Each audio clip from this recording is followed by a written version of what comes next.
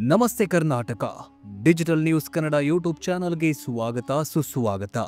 ವೀಕ್ಷಕರೇ, ಕಾಲಜ್ಞಾನ, ಕಲಿಯುಗದ ಕಾಲಜ್ಞಾನ, ಮುಂದಾಗುವಂತಹ ಘಟನೆಗಳ ಬಗ್ಗೆ ಮೊದಲೇ ತಿಳಿದುಕೊಳ್ಳುವಂತಹ ಇಂಟ್ರೆಸ್ಟ್ ಯಾರಿಗಿರಲ್ಲ ಹೇಳಿ? ಎಲ್ರಿಗೂ ಇದ್ದೇ ಇರುತ್ತೆ.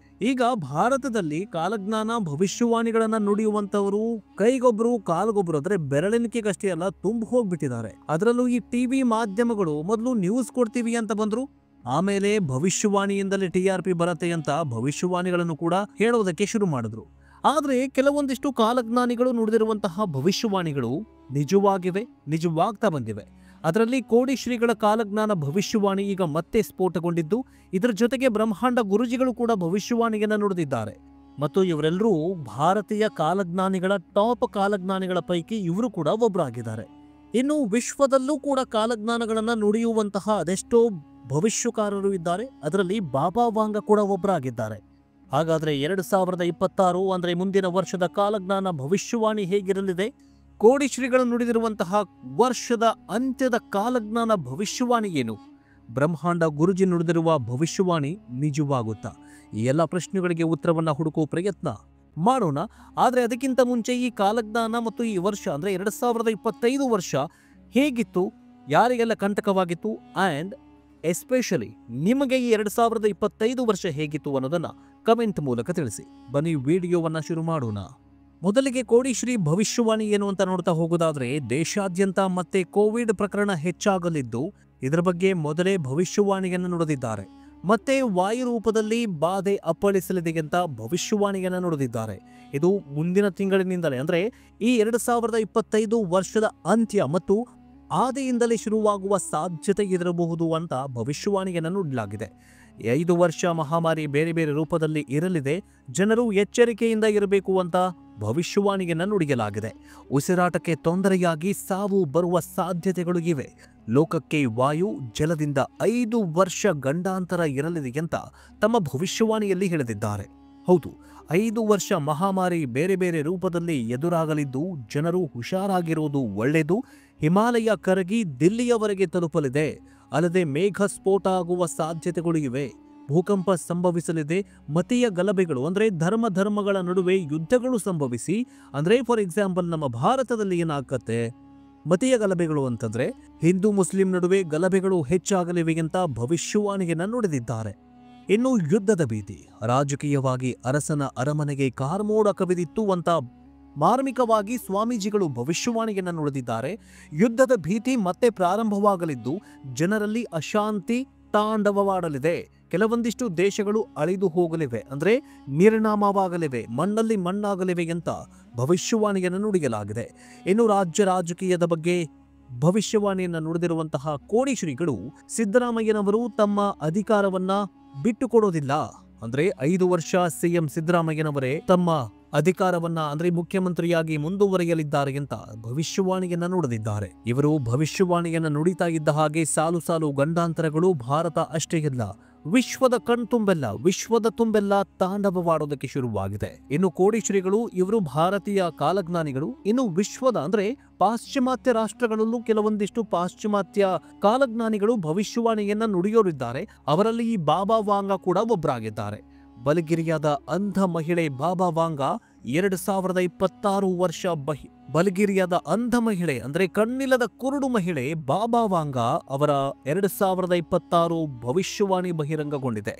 ಜಾಗತಿಕವಾಗಿ ನಡೆಯುವ 4 ವಿದ್ಯಮಾನಗಳು ವಿಶ್ವವನ್ನ ತಲ್ಲಣ ಮೂಡಿಸಲಿದೆ ಅಂತ ಭವಿಷ್ಯವಾಣಿಯಲ್ಲಿ ವಿಶ್ಲೇಷಣೆ ಮಾಡಲಾಗಿದೆ.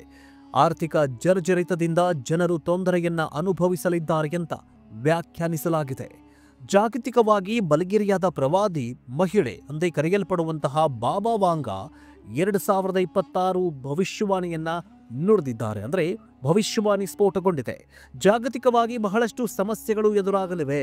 ಒಟ್ಟಾರೆಯಾಗಿ ಅಂಧ ಮಹಿಳೆ ಹೇಳಿರುವಂತಹ ಭವಿಷ್ಯವಾಣಿಯನ್ನ ತುಂಬಾ ಕಠೋರವಾಗಿ ವಿಶ್ಲೇಷಣೆಯನ್ನ ಮಾಡಲಾಗಿದೆ.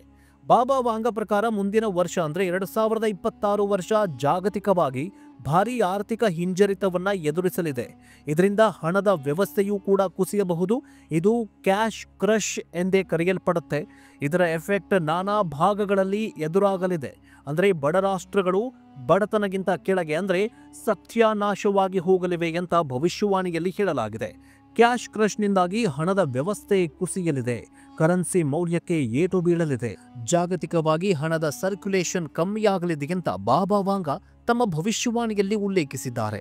ಇನ್ನು 2026ರಲ್ಲಿ ಮೂರನೇ ಮಹಾಯುದ್ಧ ಸಂಭವಿಸುವ ಸಾಧ್ಯತೆ ಇದೆ ಅಂತ ಭವಿಷ್ಯವಾಣಿಯನ್ನು ನುಡಿದಿರುವ ಬಾಬಾ ವಾಂಗ 2026ರಲ್ಲಿ ಮೂರನೇ ಮಹಾಯುದ್ಧ ಸಂಭವಿಸಿದ್ದೇ ಆದಲ್ಲಿ 50 ವರ್ಷ ಹಿಂದೆ ಹೋಗಲಿದೆ ಇಡೀ ವರ್ಷ, ಅಂದ್ರೆ ಈ ಇಡೀ ವಿಶ್ವ. ಯಾಕಂತಂದ್ರೆ ಒಂದು ಯುದ್ಧ ಅಂದ್ರೆ ಎರಡನೇ ಮಹಾಯುದ್ಧದ ಸಂದರ್ಭದಲ್ಲಿ ಅದೆಷ್ಟೋ ಕೋಟಿ ಅಂದೇ ಕೋಟಿ ರೂಪಾಯಿಯನ್ನ ಖರ್ಚು ಮಾಡಲಾಗಿತ್ತು, ಸಾವಿರಾರು ಲಕ್ಷಗಟ್ಟಲೆ ಜನ ಸತ್ತಿದ್ರು.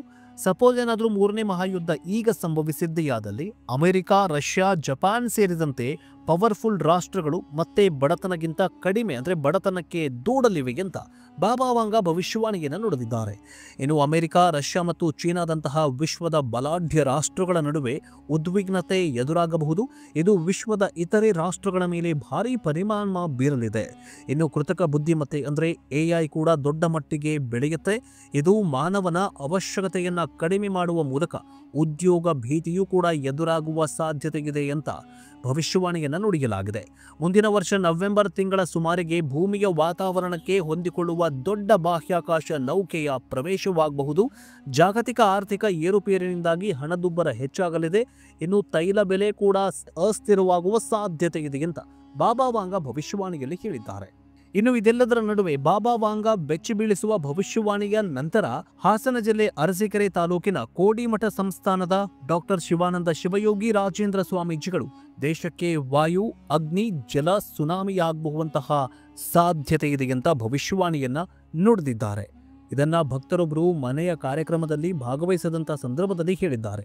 ಬರೀ ಭಾರತ ಖಂಡದಲ್ಲಿ ಮಾತ್ರವಲ್ಲ, ಜಾಗತಿಕವಾಗಿ 4 ಸುನಾಮಿಗಳು ಆಗುವ ಸಾಧ್ಯತೆ ಇದೆ, ಲಕ್ಷಣಗಳು ಇವೆ ಅಂತ ಕೋಡಿಶ್ರೀಗಳು ಭವಿಷ್ಯವಾಣಿಯನ್ನು ನುಡಿದಿದ್ದಾರೆ. ಅಹಮದಾಬಾದ್ನಲ್ಲಿ ನಡೆದ ಏರ್ ಇಂಡಿಯಾ ದುರಂತವನ್ನ ಶ್ರೀಗಳ ಭವಿಷ್ಯಕ್ಕೆ ತಾಳೆ ಹಾಕಲಾಗ್ತಾಗಿದೆ. ಜೂನ್ 12ರಂದು ನಡೆದ ಈ ದುರಂತದಲ್ಲಿ 242 ಮಂದಿ ಸಾವನ್ನಪ್ಪಿದ್ರು.